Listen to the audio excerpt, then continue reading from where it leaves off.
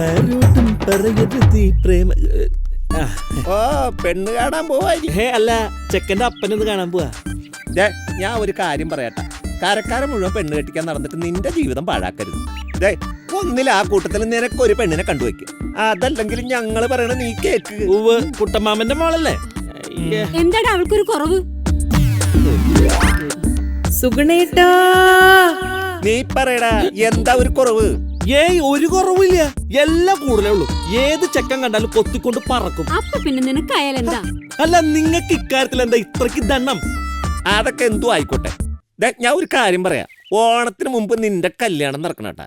ഓണത്തിന് മുമ്പ് നമ്മുടെ സുഗന്ധിയുടെ കല്യാണം നടത്താച്ച. വേണ്ടച്ചാ, അത് ഓണം കഴിഞ്ഞ് മതി മോനെ.